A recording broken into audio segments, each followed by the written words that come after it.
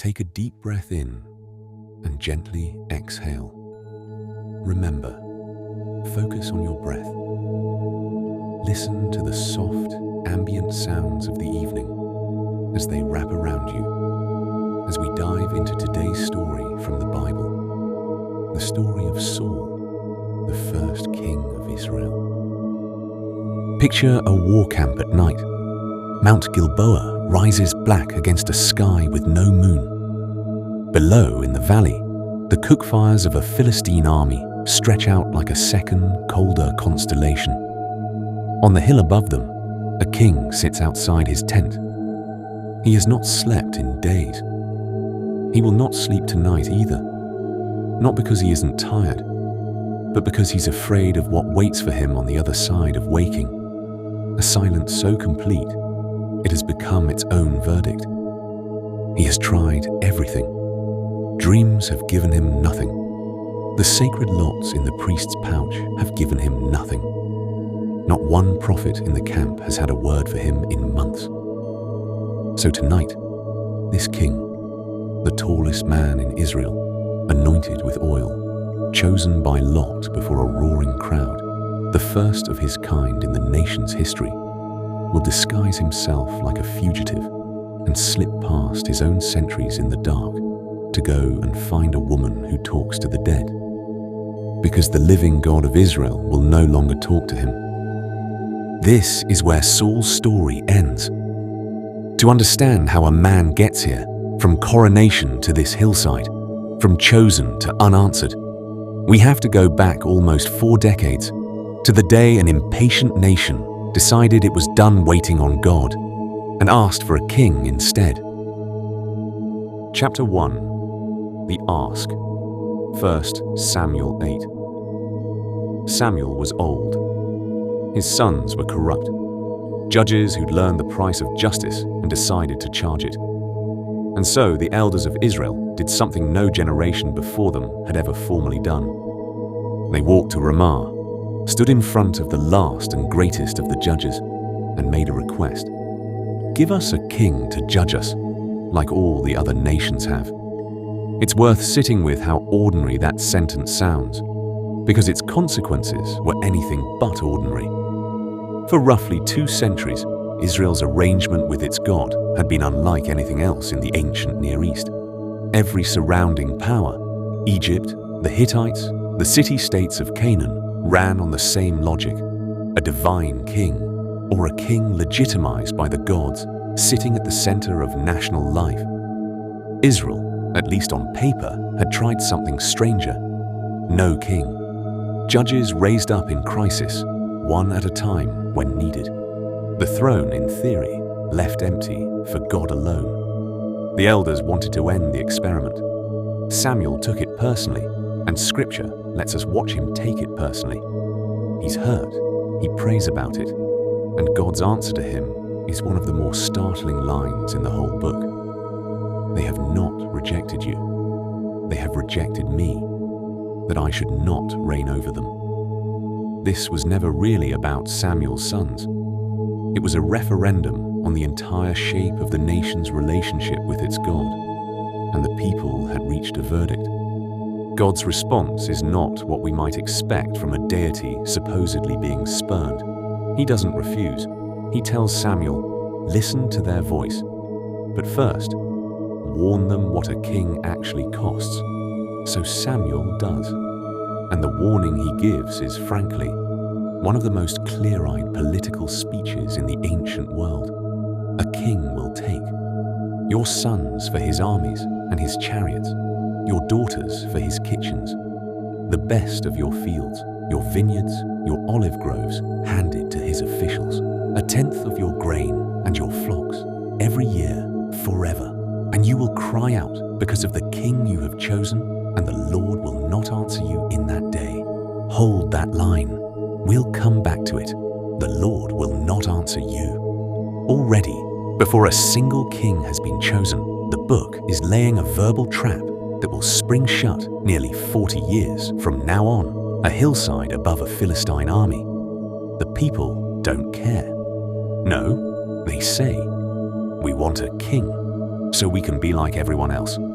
Someone to lead us out to battle. The Hebrew verb underneath all of this, the word used again and again as the elders make their case, is sha'al, to ask, to request, to demand of someone what is theirs to give.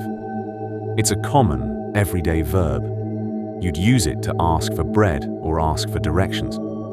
But it's about to become the most loaded word in the book, because the man God gives them, in answer to this asking, will carry the verb in his own name for the rest of his life. Samuel sends the people home, and somewhere out past the hill country of Benjamin, a tall young man is about to go looking for his father's lost donkeys and find a throne instead. Chapter 2. The Donkeys and the Seer. There is something the storyteller wants you to notice immediately, and it's almost a joke. The man chosen to be Israel's first king does not enter his own story chasing power. He enters chasing livestock. His name is Saul, Shaul in Hebrew, the passive form of that same verb, sha'al. It means, literally, asked for. His father, Kish, is described as a man of substance from the tribe of Benjamin, the smallest of Israel's tribes, still nursing the scars of a brutal civil war fought against it a generation earlier. The grim events of Judges 19 to 21, for anyone tracing the thread back.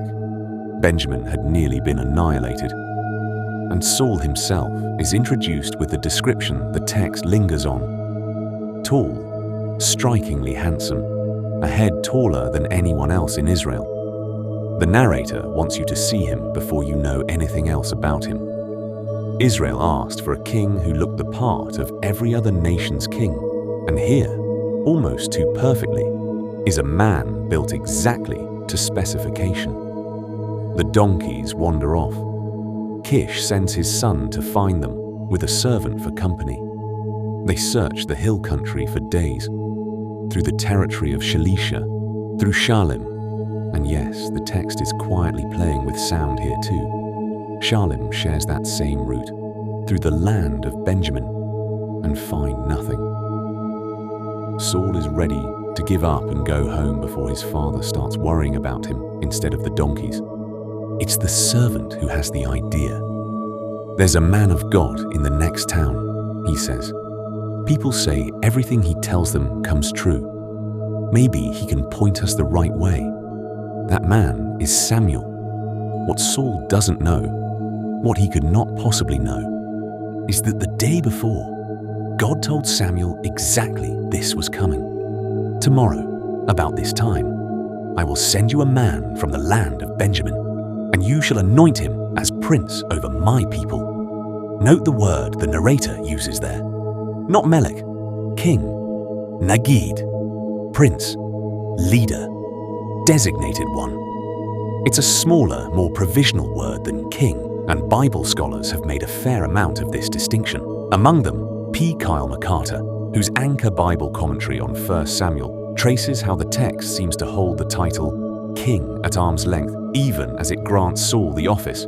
He is Nagid before he is ever Melech, appointed before he is crowned. The full weight of kingship will come later and more publicly. But the private moment, the real beginning, happens first in private over something as undignified as lost donkeys. Saul finds Samuel at the city gate. He doesn't recognize him, asks, with no idea what he's stepped into, where the seer's house is.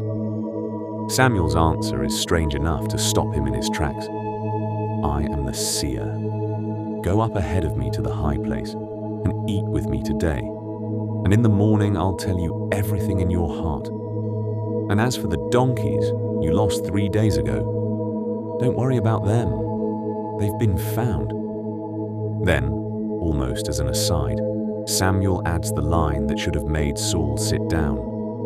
And on whom is all the desire of Israel? Is it not on you and on all your father's house?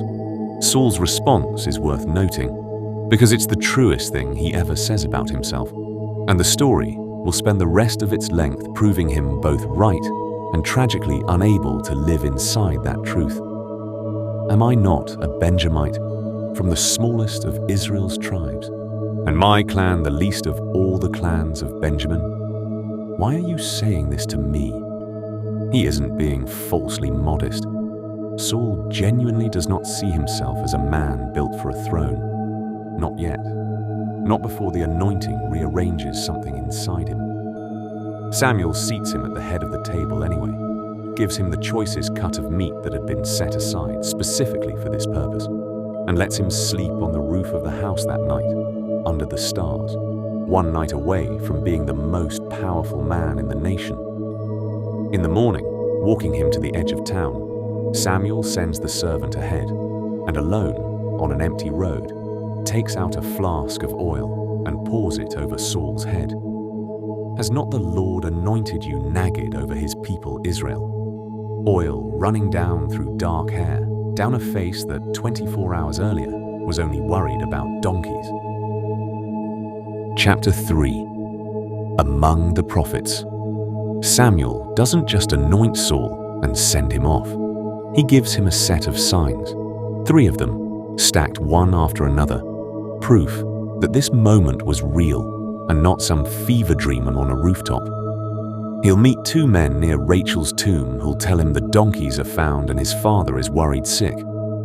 He'll meet 3 men going up to Bethel carrying goats, bread and wine, and they'll give him 2 of the loaves. And then, at the hill of God, where a Philistine garrison is stationed, he'll meet a band of ecstatic prophets coming down from the high place with harp and tambourine and flute, prophesying, and the Spirit of the Lord will rush upon him, and he will prophesy with them, and be turned, the text says, into another man. Turned into another man. It's a small phrase that deserves a pause. This isn't just a costume change. The Hebrew implies something closer to transformation, a different heart given, almost literally. The same root that will later describe the spirit leaving Saul, and a darker spirit coming to fill the space it left behind. Every sign comes true exactly as Samuel said. And when the Spirit hits Saul among the prophets, the people who know him, who watched him grow up chasing donkeys and minding his father's fields, are stunned enough to turn it into a proverb that, the narrator tells us, was still being repeated when this book was written. Is Saul also among the prophets?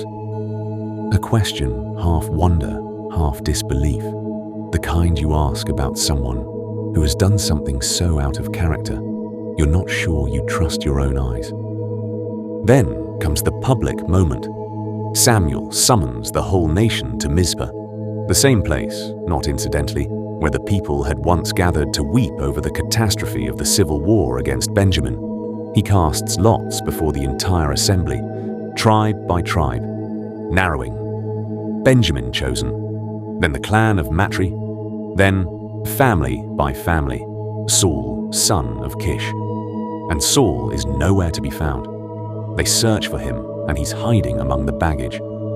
Among the baggage, the supplies, the gear, the unglamorous pile of equipment a crowd that size would have hauled with it.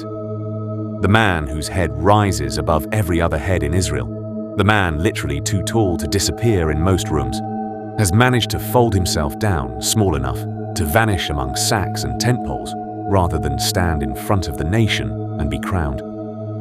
It's the most human moment in the chapter, and arguably the most important.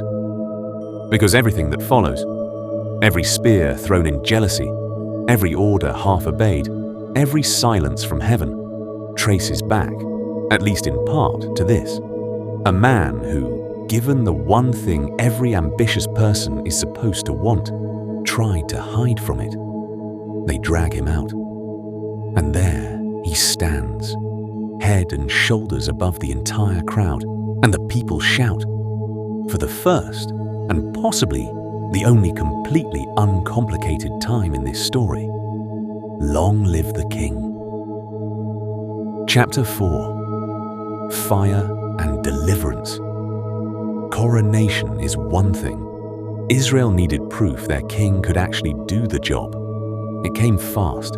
Within weeks, by most reconstructions of the timeline, from the town of Jabesh Gilead on the far side of the Jordan. An Ammonite king named Nahash had it surrounded, and the terms of surrender he offered were calculated cruelty. He'd let the town live, on the condition that every man in it submit to having his right eye gouged out, a humiliation specifically engineered to disgrace not just Jabesh Gilead, but all of Israel through it, since a one-eyed population can't man a shield wall properly. There's a tender footnote worth knowing here, one easy to miss reading the book in order. Jabesh Gilead was the town that generations earlier had refused to take part in the war against Benjamin, Saul's own tribe, and had paid dearly for that refusal. There's an old debt between Saul's people and this town. Whether that history was in his mind isn't stated, but it sets up a circle this story will close, much later, in a far darker chapter, when Jabesh Gilead remembers what it owes. Messengers reach Saul's hometown of Gibeah with the news, and the town breaks down weeping, paralyzed, the way news of atrocity tends to paralyze people who feel powerless to answer it. Saul comes in from the fields, finds everyone in tears, and asks what's wrong. When they tell him, the text says simply, "The Spirit of God rushed upon him, and his anger was greatly kindled."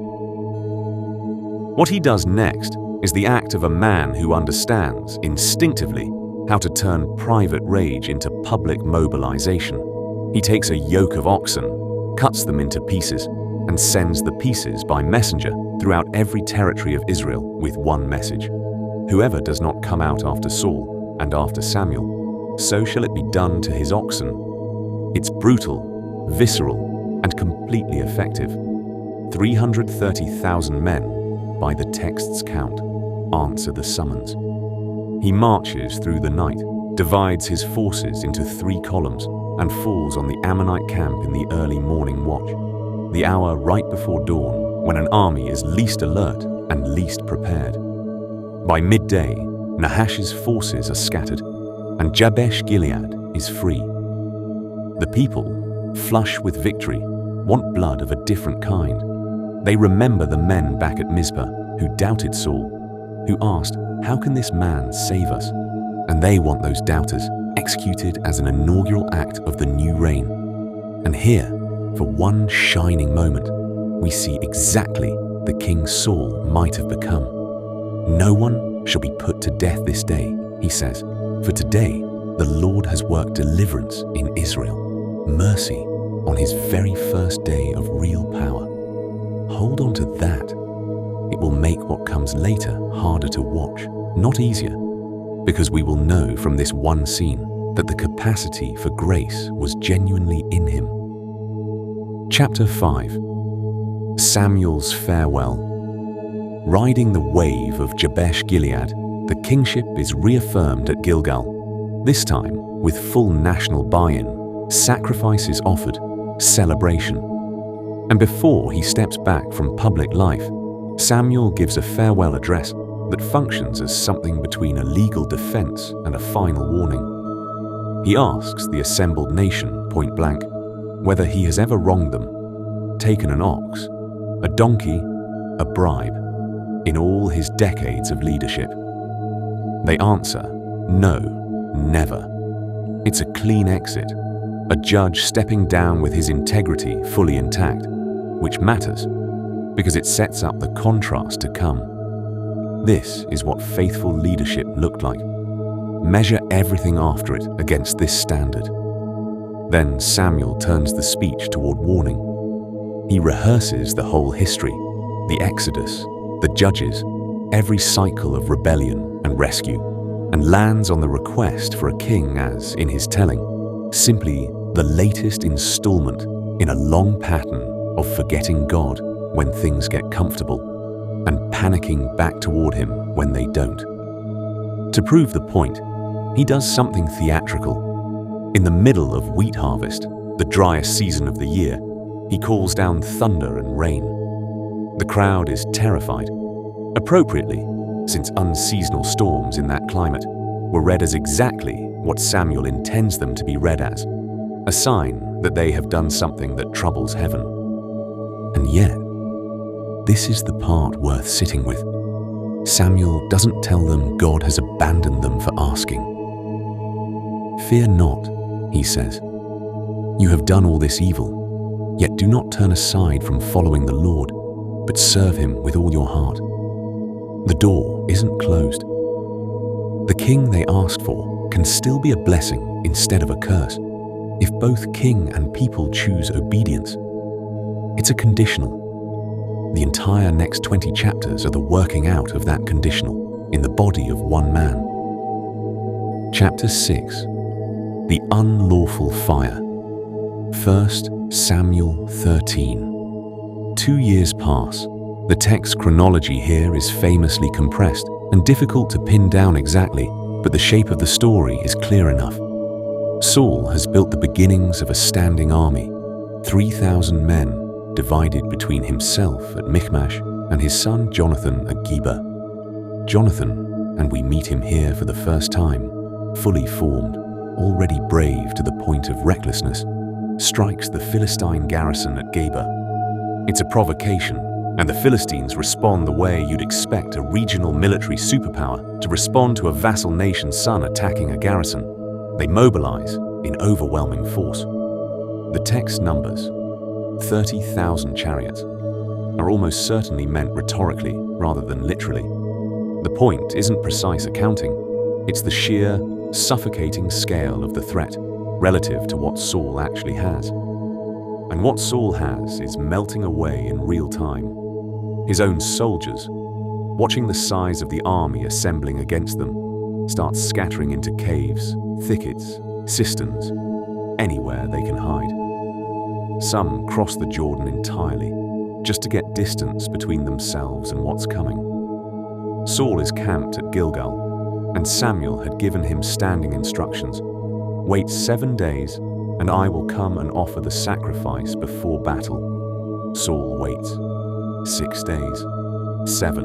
His army is hemorrhaging soldiers by the hour. The Philistines are gathering, and Samuel, the one man authorized to perform this sacrifice and seek God's word before the battle, has not arrived. So Saul does it himself. He offers the burnt offering. And the instant it's finished, the timing here is almost cruelly precise. Samuel arrives. "What have you done?" Saul's answer is the answer of a man under genuine, sympathetic pressure. The troops were scattering. You hadn't come. The Philistines were closing in. I felt forced to offer the sacrifice without you. It's a reasonable sounding explanation. It might even be one most of us would find ourselves making in his position. And Samuel rejects it completely. "You have done foolishly. You have not kept the command of the Lord your God, which he commanded you. The Lord would have established your kingdom over Israel forever. But now your kingdom shall not continue. The Lord has sought out a man after his own heart, and the Lord has commanded him to be nagged over his people, because you have not kept what the Lord commanded you." This is the first rejection. Notice what's actually being judged here. Not malice, not cruelty, not idolatry. Impatience. A failure of trust translated into unauthorized action. Saul, given clear instructions and a deadline, decided he understood the situation better than the prophet's word and acted on his own initiative rather than wait on God's timing. It will not be the last time that exact failure defines him. And notice too, the word Samuel uses for the man God has already chosen in Saul's place. Najid, the very word used of Saul himself, back at the donkey road. The same designation, transferring to someone else, while Saul is still sitting on the throne and doesn't even know the name of his replacement yet. Chapter 7. Jonathan's Leap. 1 Samuel 14, Part 1. What happens next belongs less to Saul than to his son, and it's worth giving Jonathan his full due, because this chapter is, in many ways, the emotional center of gravity the rest of the book will keep returning to. The Philistine garrison sits on a ridge across a steep ravine from the Israelite position at Geba, two rocky outcroppings the text actually names, Bozez and Seneh, the shining one and the thorny one. Jonathan, without telling his father, takes only his armor-bearer and decides the two of them are going to attack an entire garrison alone. His logic, spoken to the young man carrying his shield, is one of the boldest statements of faith in the whole Hebrew Bible. Come, let us go over to the garrison of these uncircumcised.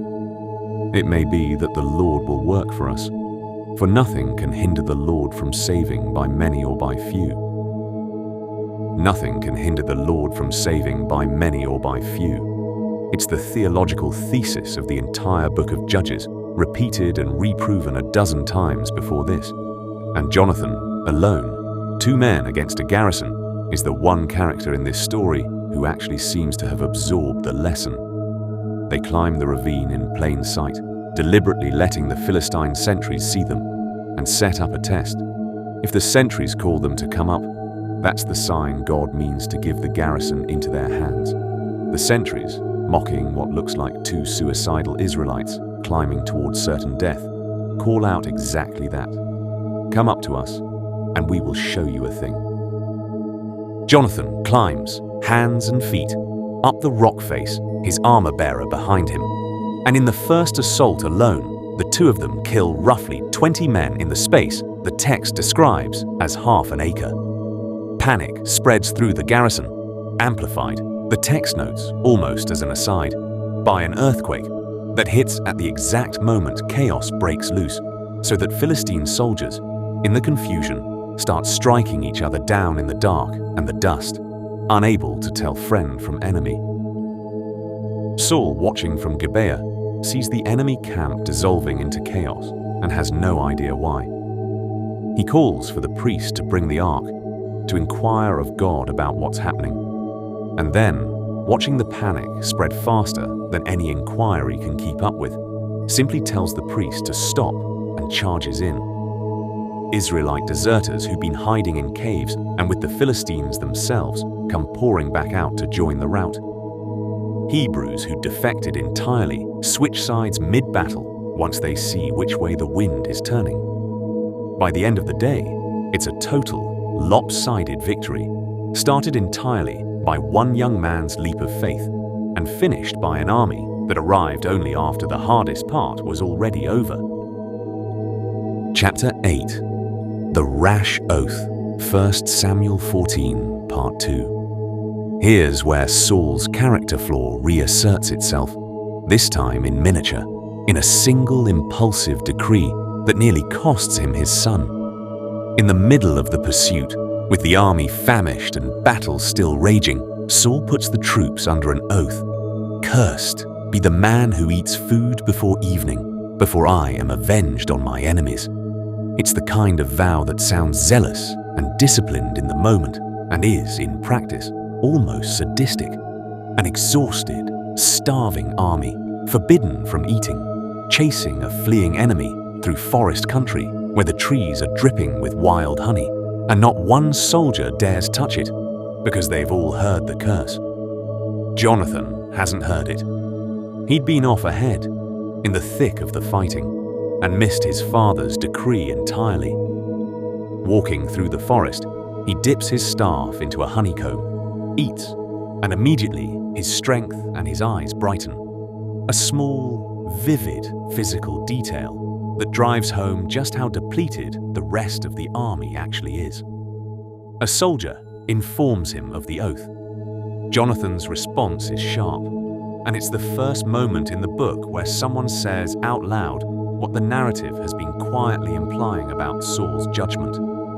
My father has troubled the land. See how my eyes have brightened because I tasted a little honey. How much better if the troops had eaten freely today of the spoil they took from their enemies? Would not the slaughter have been even greater? That evening, the famished troops, finally released from the oath, fall on captured livestock so ravenously that they start eating meat with the blood still in it, a direct violation of dietary law, and Saul has to intervene to stop them. building an altar on the spot. The first altar he's recorded as ever building, to manage a crisis his own rash vow had caused. Then it gets worse. Saul wants to press the pursuit further into the night and asks the priest to inquire of God whether he should. God doesn't answer. Saul reads the silence correctly as a sign that something has gone wrong and concludes someone has sinned. He casts lots to find out who, and the lot falls on Jonathan. "Tell me what you have done," Saul says. "I tasted a little honey on the tip of my staff," Jonathan answers. "Here I am. I will die." And Saul, who showed such mercy on the day of his coronation, sparing the men who doubted him, now declares, without apparent hesitation, that his own son must die for an oath the boy never even heard sworn. It's the army that stops him. Shall Jonathan die, who has worked this great salvation in Israel? Far from it. As the Lord lives, not one hair of his head shall fall to the ground, for he has worked with God this day. They ransom Jonathan. The text doesn't specify how, only that he's spared, and the contrast could not be sharper. The people protecting Jonathan from his own father's rigid, reflexive vow, the same way they once protected the men Saul might otherwise have killed in a different mood, on a different day. Saul, brave in battle and beloved by his army, is already this early, a man whose impulses, both merciful and merciless, seem to arrive faster than his judgment can catch up with them. Chapter 9. The Silence of Amalek. 1 Samuel 15. If chapter 13 was the first rejection, chapter 15 is the one that makes it final.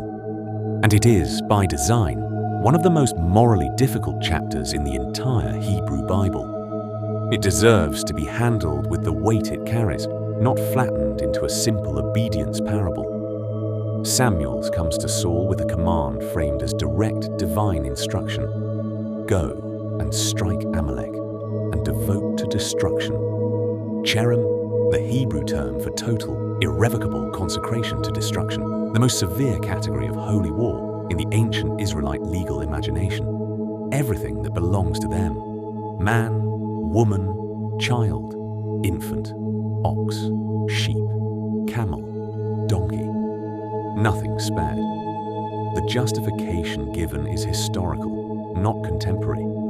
Amalek's ancestors had ambushed Israel from behind during the Exodus, attacking the weakest and most vulnerable stragglers at the rear of the column, the elderly, the exhausted, those who couldn't keep pace. A war crime by any standard, ancient or modern, and one the text says God had sworn, generations earlier, never to forget. Saul musters his army and defeats the Amalekites decisively. But the execution of the command is only partial. He spares Agag, the Amalekite king, and the best of the sheep and oxen, the fat, healthy animals, destroying only what was worthless or weak. The text states this twice in close succession, with slightly different emphasis, almost as if it wants you to notice that partial obedience is being underlined on purpose. They were unwilling to destroy them utterly. That night, God tells Samuel something startling. I regret that I made Saul king, for he has turned back from following me and has not performed my commandments. The Hebrew word there, nichem, often translated regret or repent, is theologically loaded and has occupied commentators for centuries, since elsewhere, Scripture insists God is not a man that he should change his mind. Whatever the philosophical resolution, the narrative force of the moment is unmistakable. Something has broken on God's side of the relationship that will not be repaired. Samuel, grieved, cries out to God all night, and then goes to confront Saul. He finds him at Carmel, where Saul has set up a monument to himself, a small, telling detail easy to miss. A man who once hid among the baggage to avoid being made king now erects a memorial commemorating his own victory. Saul greets Samuel with a line that drips dramatic irony. "Blessed be you of the Lord. I have performed the command of the Lord. He has not." And Samuel, instead of arguing, simply asks, "What then is this bleating of sheep in my ears and the lowing of oxen that I hear?" Saul's response is a study in self-justification. The troops spared the best animals, he explains, in order to sacrifice them to the Lord. It sounds pious.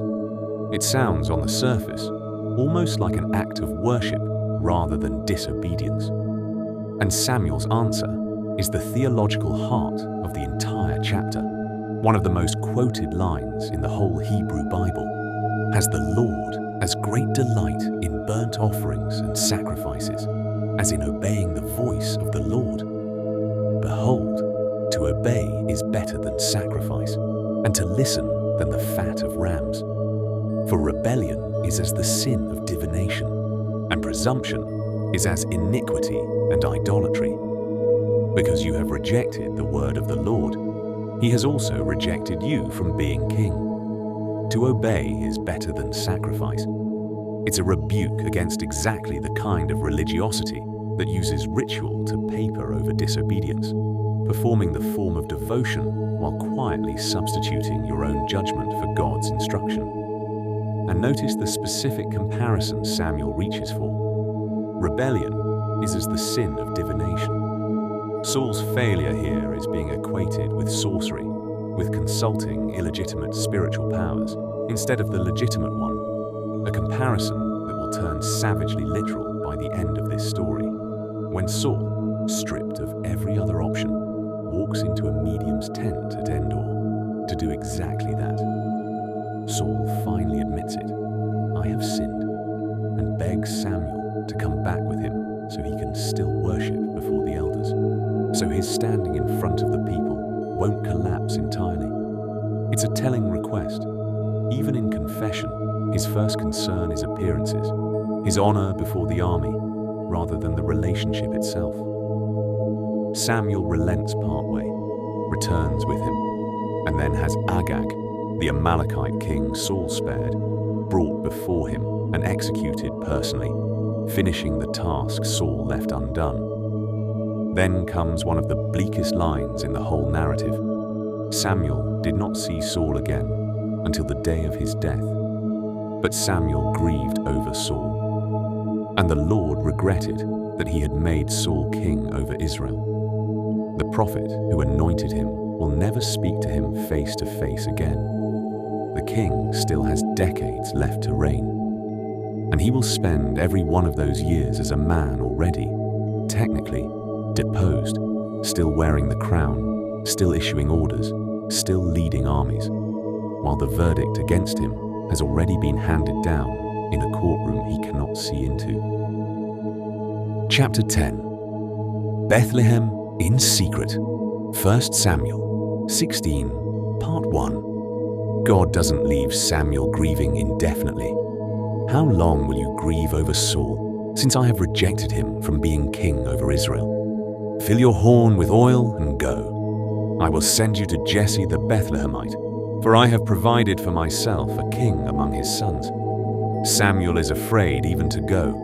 If Saul hears of it, he will kill me, which tells you something important and a little unsettling about where Saul's reputation already stands, this early in the story, while he's still nominally in good standing as king.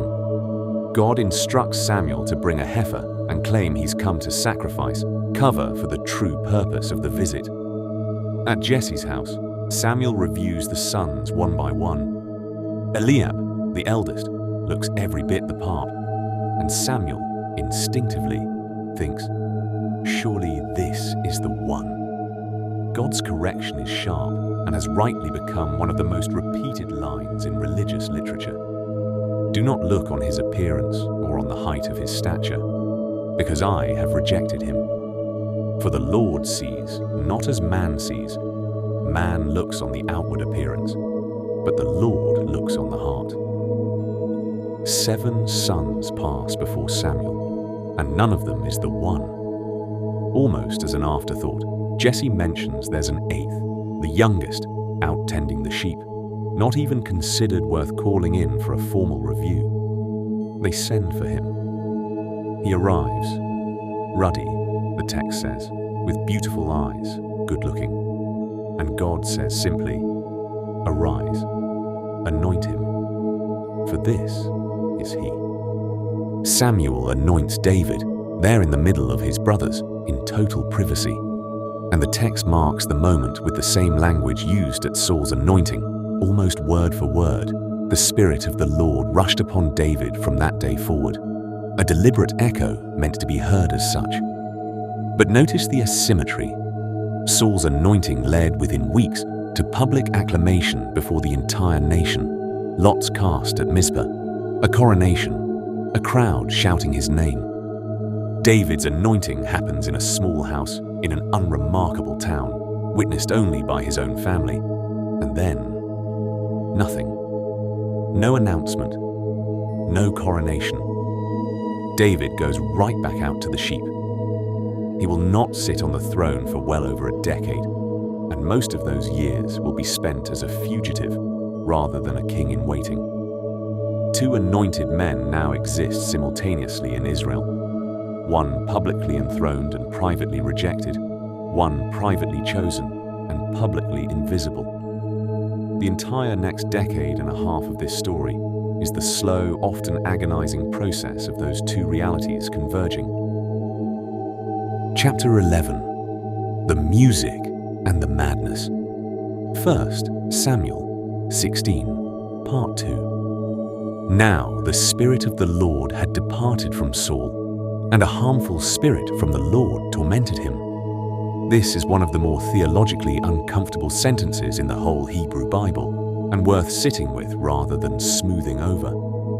The same word, ruach, spirit, wind, breath, that rushed onto Saul at his anointing, turning him into another man, is now used of the force that torments him, and the text attributes both, without apparent embarrassment, to the same source, from the Lord. Ancient Israelite theology, unlike a great deal of later Christian thought, didn't always insist on a tidy separation between God's permissive will and an independent force of evil. In the worldview of these texts, God is sovereign even over what afflicts a rejected king in ways that resist easy systematizing. Commentators, including Walter Brueggemann, have written about how unsettling and how theologically honest this ambiguity is. The text refuses to let us off the hook with a simple villain to blame, instead of grappling with the silence and absence at the center of Saul's unraveling. Whatever its source, the effect on Saul is severe. Episodes that read, in modern terms, remarkably like clinical depression shot through with something closer to dissociative rage. Dark moods, agitation, periods where he is, by his own court's description, simply unwell. His servants suggest music as treatment, a sound theory by the standards of the day, and one with real psychological intuition behind it even now. Someone mentions a son of Jesse in Bethlehem, skilled on the lyre, a man of valor, a warrior, prudent in speech, good-looking, and, the detail almost tossed in at the end, the Lord is with him. It's David, sent for, brought to Saul's court, and immediately beloved. Saul makes him his armor-bearer, and whenever the dark spirit comes upon the king, David plays, and Saul finds relief, and the harmful spirit departs from him. Picture that scene fully, because it's almost unbearably poignant once you know where the story is going. The man already secretly anointed to replace Saul, sitting at his bedside, playing music to soothe the torment caused, at least in part, by his own anointing, by the fact that Saul's spirit and David's now occupy the same narrow space in Israel's future, and one of them is going to have to give way. For now, there is no rivalry, only a king who finds peace for a few hours at a time in the music of the boy who will eventually take everything from him. Chapter 12. The Valley of Elah in Shadow. First, Samuel 17. What happens next in the valley of Elah?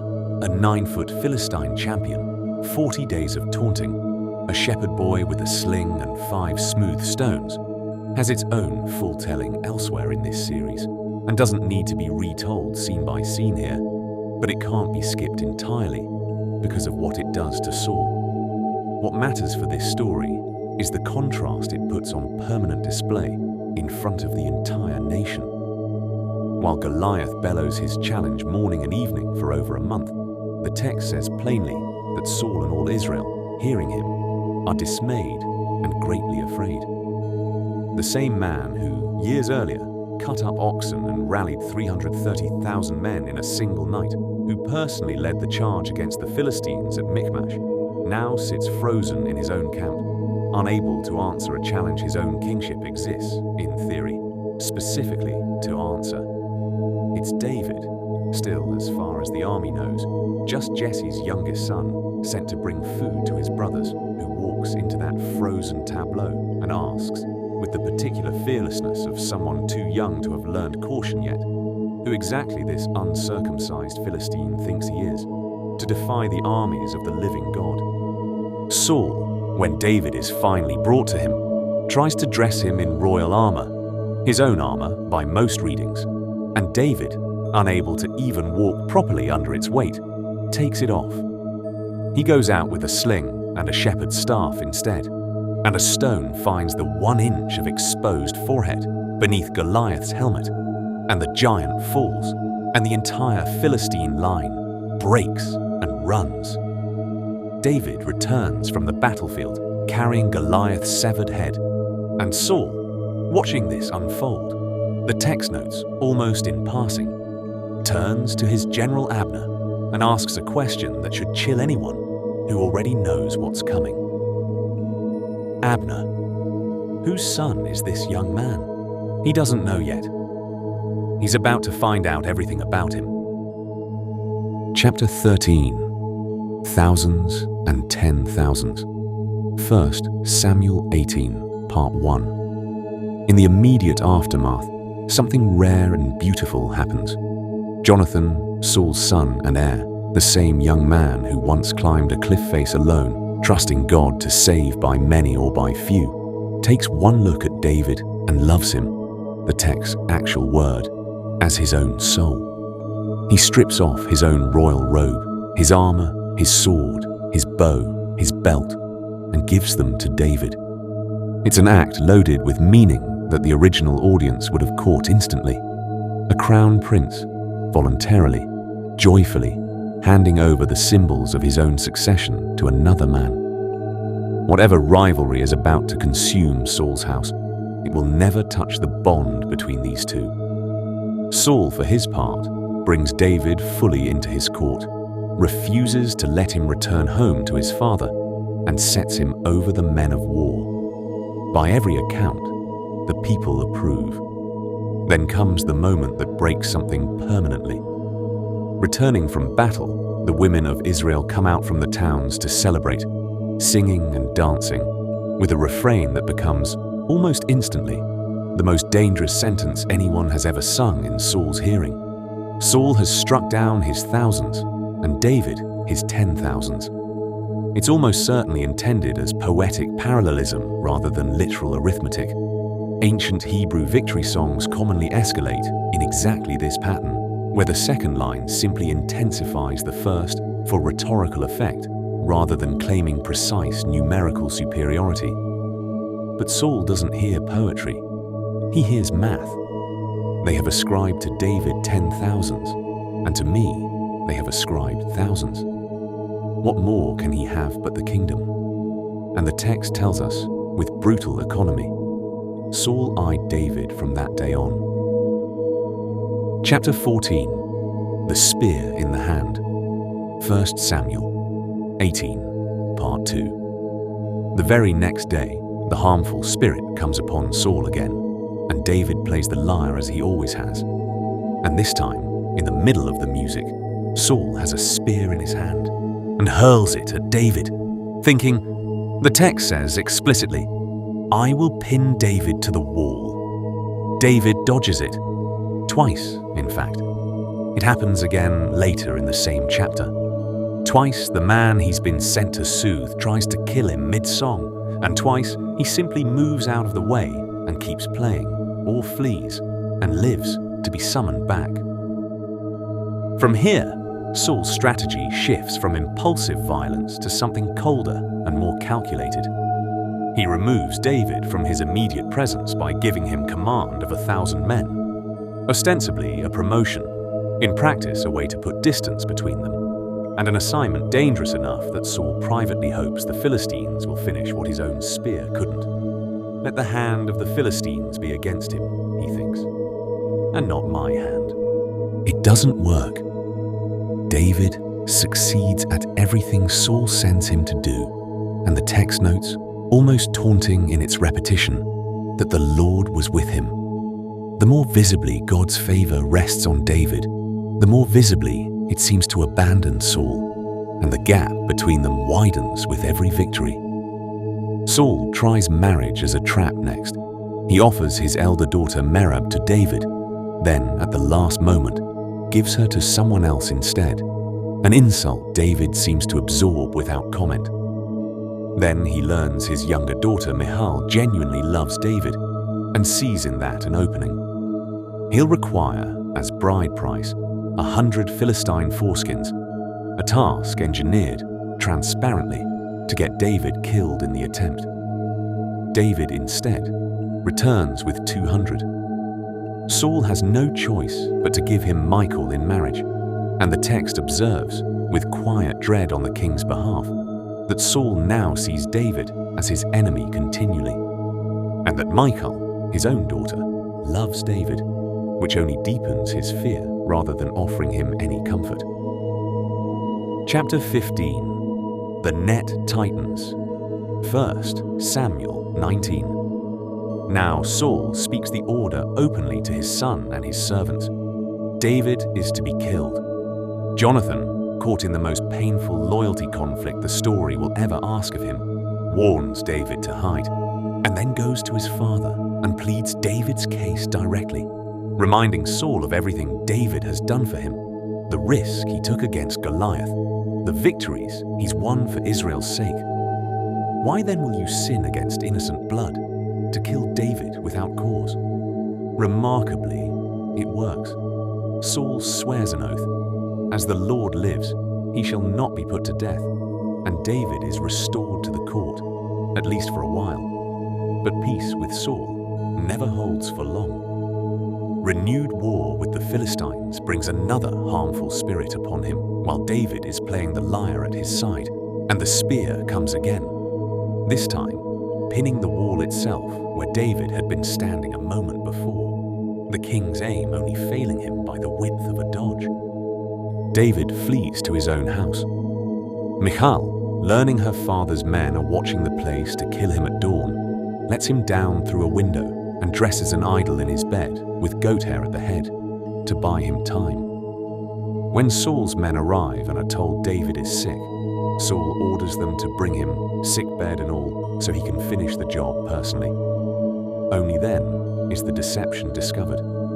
Michal's husband, already gone, fled into the night, and Saul's own daughter standing between her father's rage and her husband's escape, lying to his face to make it possible. David runs to Samuel at Ramah. The first time in this story, the two of them meet directly.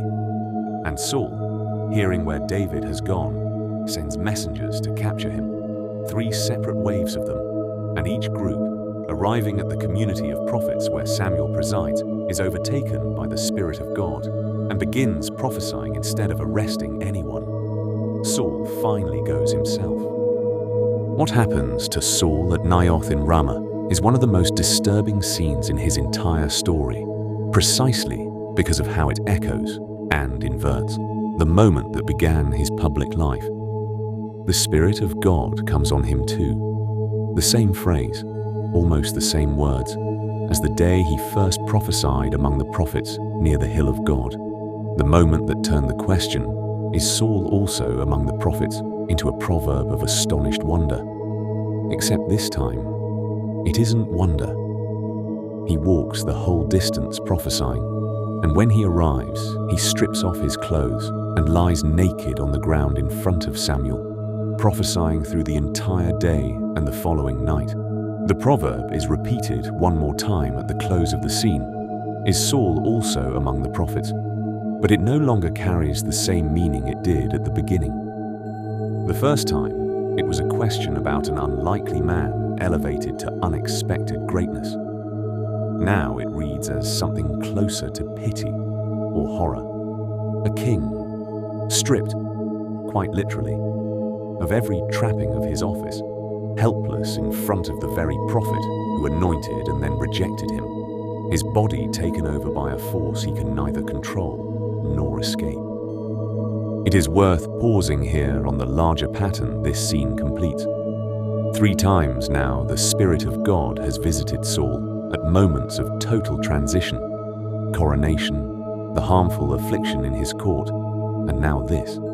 And 3 times the text used overlapping language to mark each occasion, almost daring the reader to compare them and watch the meaning curdle from one to the next.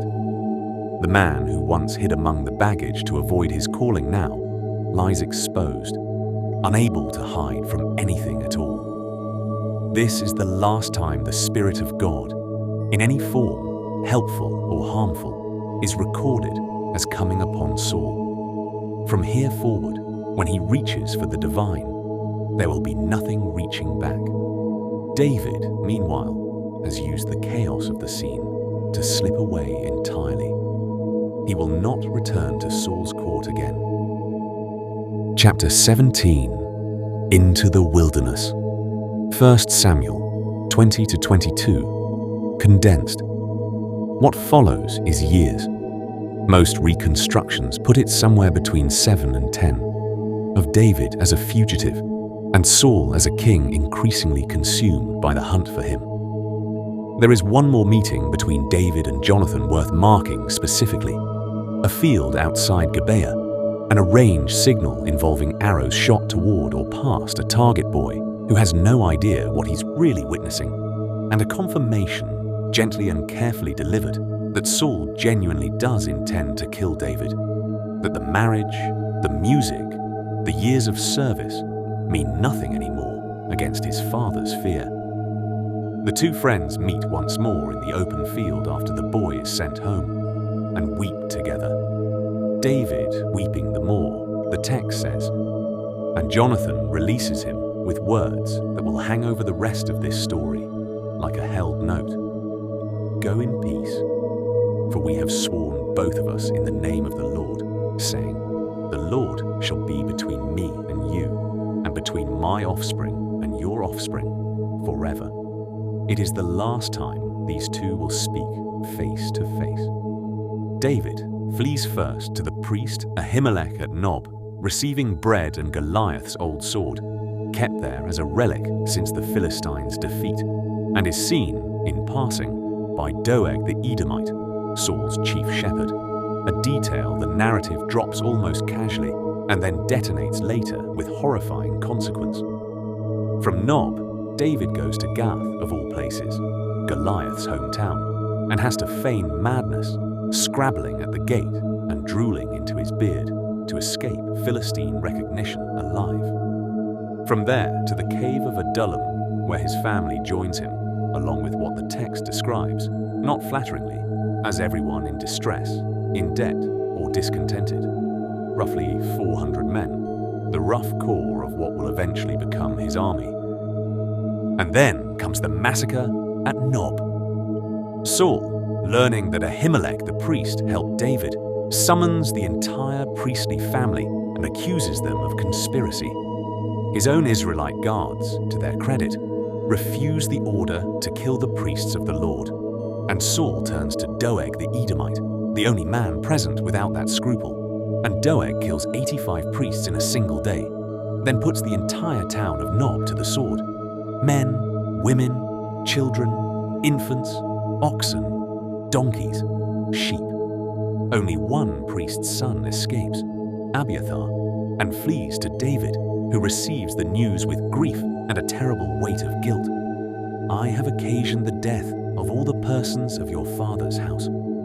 Stay with me.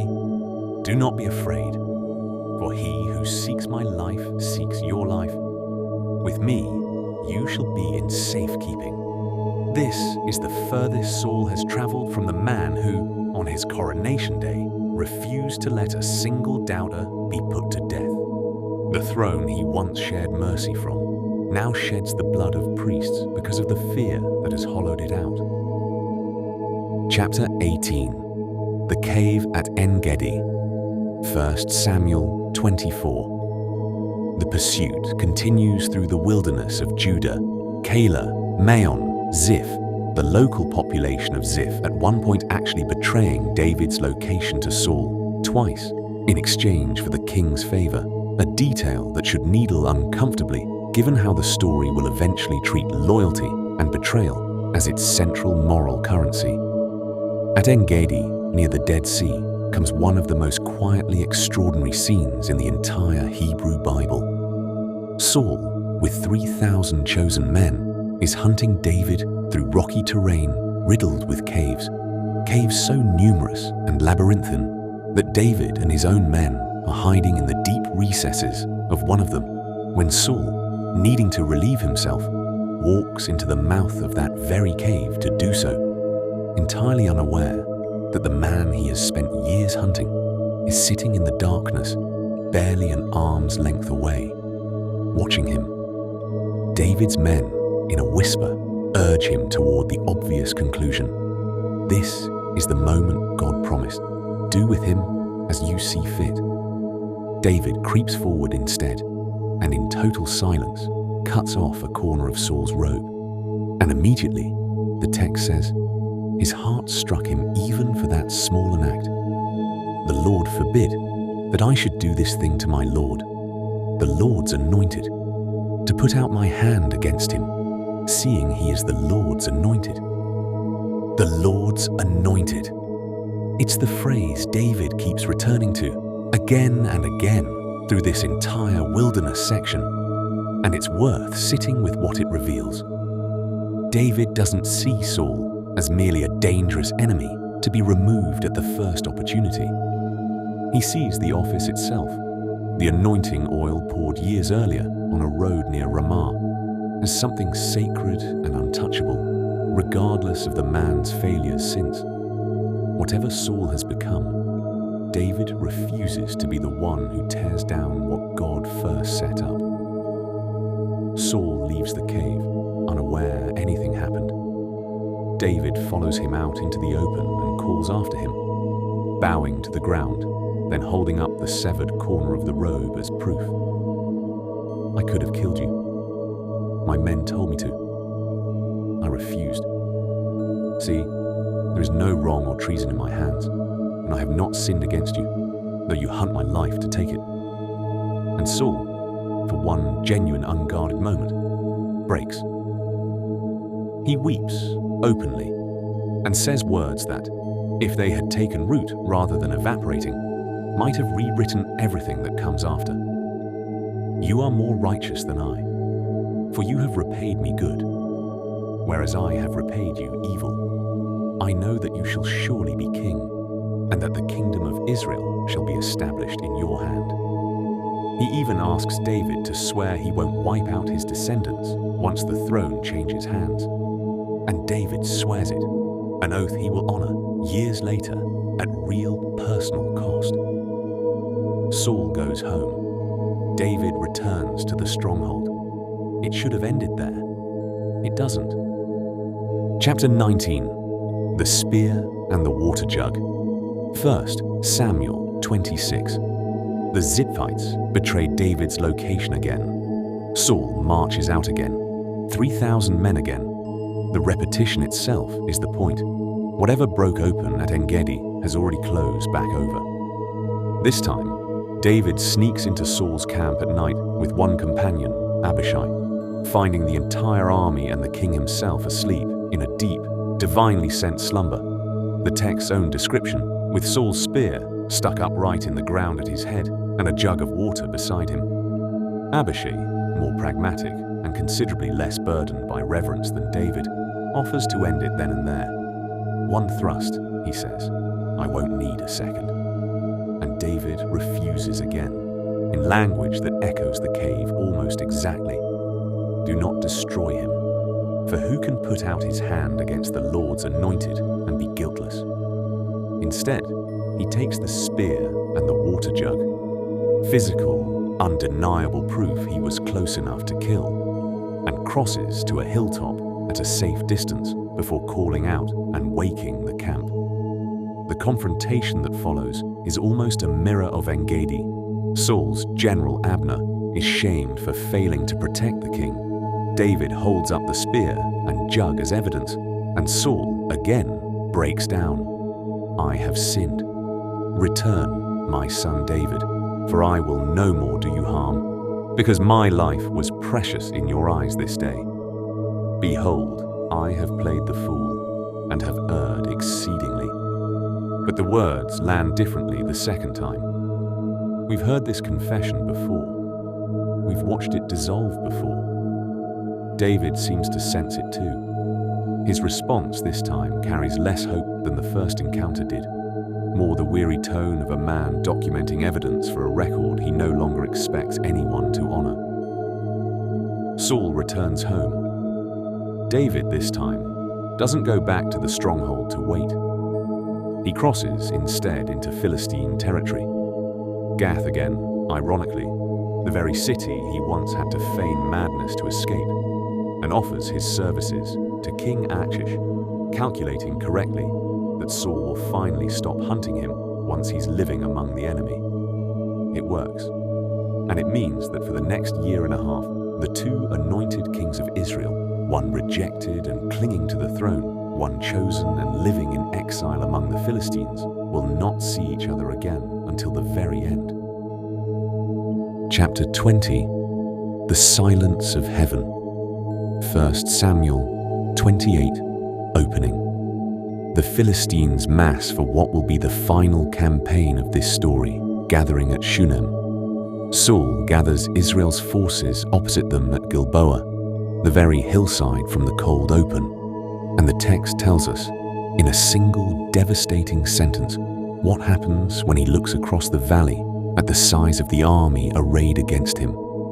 When Saul saw the army of the Philistines, he was afraid, and his heart trembled greatly. He does what every king in this story has done at moments of crisis. He tries to inquire of the Lord. And the Lord did not answer him, either by dreams, or by Urim, or by prophets.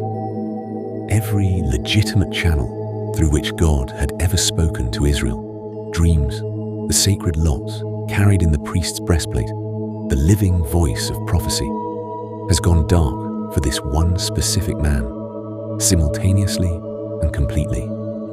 Not partial silence, total silence across every avenue at once. Remember the warning, all the way back at the very beginning, when Samuel told the people what a king would cost them.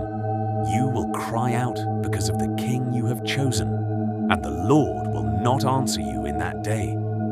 The threat was aimed at the nation originally, but it has narrowed now with terrible precision onto the single man whose own name is built from the verb at the center of it. Shaul, asked for, the man whose entire identity is wrapped around the act of asking, and who can no longer get an answer to save his life. Literally. Robert Alter, in his literary translation and commentary on these books, has traced this exact wordplay across the whole arc of Saul's story. How thoroughly the text seems to have built his downfall, syllable by syllable, into the very sound of his own name from the first chapter he appears in. It isn't an accident that a man named for asking ends his story unanswered. The narrative has been pointing here since before he was anointed. With every legitimate door closed to him, Saul does the one thing the law of Israel explicitly forbids, the very thing Samuel once compared his own disobedience to back at Carmel. Rebellion is as the sin of divination. He goes looking for a medium. Chapter 21. The Witch of Endor. 1 Samuel 28 conclusion. There's a bitter irony worth surfacing before the scene itself. Saul, earlier in his reign, had personally driven all mediums and necromancers out of the land, enforcing the very law he is now about to break in desperation. He has to disguise himself, different clothes, the company of only 2 men, traveling under cover of night, to go and find one of the few practitioners who managed to survive his own purge in the small village of Endor. He finds her and asks her to bring up for him the one man whose voice he most needs to hear and least deserves to. Samuel, dead now for some time, the prophet who anointed him and then never spoke to him face to face again after Amalek. The woman, not recognizing her disguised visitor, is initially terrified. Doesn't Saul himself execute people for exactly this practice? Saul swears an oath that no harm will come to her, and she performs whatever rite she performs. And the text, remarkably, treats what happens next as genuinely supernatural rather than fraudulent. She sees something and screams, and immediately recognizes her visitor for who he actually is. "Why have you deceived me? You are Saul." He calms her and asks what she sees. An old man, wrapped in a robe, rising up out of the earth. And Saul, somehow, instantly, without being told, understands it's Samuel and bows with his face to the ground. What follows is one of the most chilling exchanges in all of Scripture. Samuel's spirit, if that's what we're meant to understand it to be, does not offer comfort. "Why have you disturbed me, bringing me up?" Saul's answer is almost unbearably honest, stripped of every defense he's offered up to this point in the story. "I am in great distress, for the Philistines are warring against me, and God has turned away from me and answers me no more, either by prophets or by dreams. So I have called you to tell me what I shall do. God has turned away from me and answers me no more." He says it himself, plainly, the verdict from his own mouth. Samuel's response offers him nothing he wants and everything he already, on some level, already knew. "Why do you ask me, since the Lord has turned from you and become your enemy? The Lord has done to you as he spoke by my hand. He has torn the kingdom out of your hand and given it to David. Because you did not obey the voice of the Lord and did not carry out his fierce wrath against Amalek, the Lord has done this thing to you this day. Moreover, the Lord will give Israel along with you into the hand of the Philistines. And tomorrow you and your sons shall be with me. Tomorrow you and your sons shall be with me." A death sentence delivered by a ghost on the eve of a battle, Saul is now told. Beyond any ambiguity, he cannot survive. Saul collapses, full length on the ground, partly from terror, partly, the text notes almost tenderly, from sheer physical weakness, since he has eaten nothing for an entire day and night before making this journey. The medium, of all people, the very figure he came to in violation of his own law, is the one who shows him kindness in this final scene. She presses him to eat, kills a fattened calf, bakes bread, and feeds him and his 2 companions before they vanish back into the dark, toward the battle that's going to kill him. Chapter 22, Gilboa, 1 Samuel 31. The battle unfolds exactly as Samuel's ghost foretold. The Philistines press hard against Israel's forces on the slopes of Gilboa, and the men of Israel break and flee, falling in great numbers across the mountainside. The Philistines press hardest against Saul and his sons specifically. Jonathan is killed. So are his brothers Abinadab and Malchishua, 3 sons dead in close succession, on the same hillside, on the same day. And somewhere in that carnage, The friendship sealed in a field years earlier, the covenant David swore would stand between their descendants forever, ends in blood neither of them chose. The archers find Saul next and wound him badly. Knowing what's coming, capture, almost certainly torture, the kind of public humiliation Nahash once tried to inflict on Jabesh-Gilead, but worse, reserved for a captured king. Saul turns to his armor-bearer and asks him to draw his sword and finish it, so the Philistines won't have the satisfaction of abusing him while he's still alive to feel it. The armor-bearer can't bring himself to do it, so Saul takes his own sword, sets the hilt against the ground, and falls on it. His armor-bearer, seeing the king dead, falls on his own sword beside him. The next day, Philistine soldiers stripping the dead find Saul's body among the slain. They cut off his head, strip his armor, and send the news through Philistine territory as a victory announcement, displaying the armor in the temple of their gods and fastening his body and the bodies of his sons to the wall of Bethshan, a public desecration meant to broadcast to every town that hears of it exactly how thoroughly Israel's king has fallen. Chapter 23. Jabesh-Gilead remembers. 1 Samuel 31 conclusion.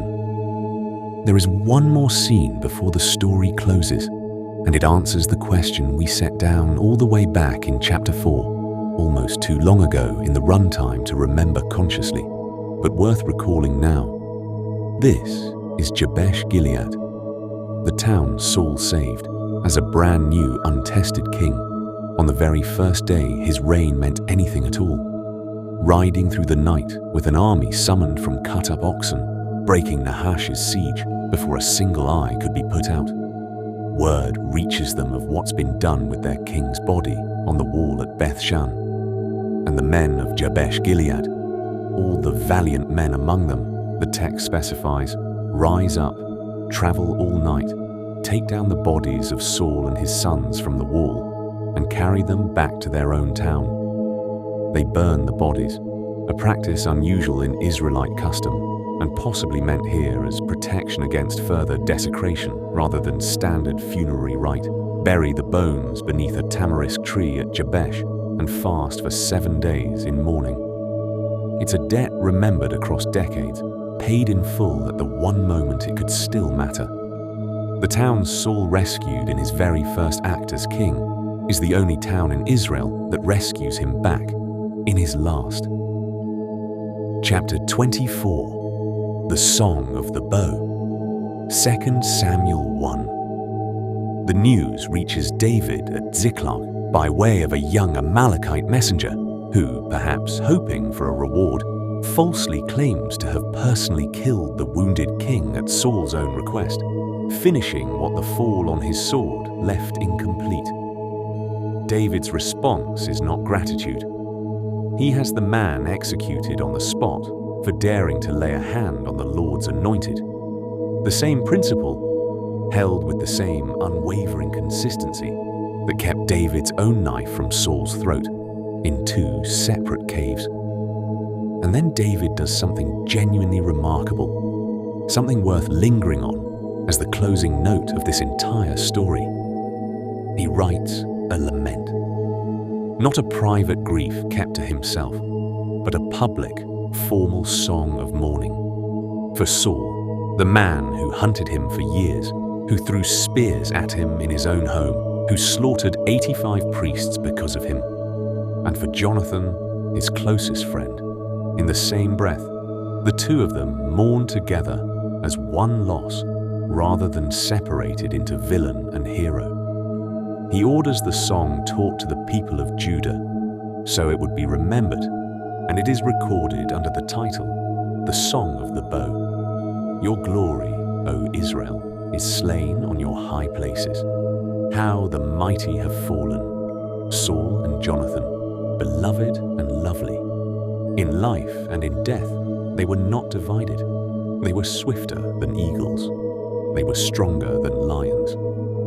How the mighty have fallen in the midst of the battle. Jonathan lies slain on your high places. I am distressed for you, my brother Jonathan. Very pleasant have you been to me. Your love to me was extraordinary, surpassing the love of women. How the mighty have fallen, and the weapons of war perished. No mention of the spears thrown in jealousy. No mention of the years in caves, the betrayal at Nob, the Ziphites' treachery, the silence at Gilboa. David's lament chooses, deliberately, to remember Saul as he was at his best, swift, strong, beloved by his people, rather than catalogue every failure that led him to a hillside and a sword turned against himself. It is, in its own way, the final and most generous act of mercy in this entire story. Not Saul's mercy toward the doubters on his coronation day, not David's mercy in 2 separate caves, but the mercy of how a man chooses to be remembered by the very person he spent years trying to destroy. Epilogue. A nation asked for a king and was given a man whose name meant exactly that, asked for. He began his story hiding among the baggage, too uncertain of his own worth to step into what he'd been chosen for. He ended it walking in disguise through enemy lines at night, certain only that the God who once spoke to him through dreams and lots and prophets would not speak to him again, and going to a medium's tent anyway, because even a silence that damns you is sometimes easier to bear than the unbearable not knowing of total quiet.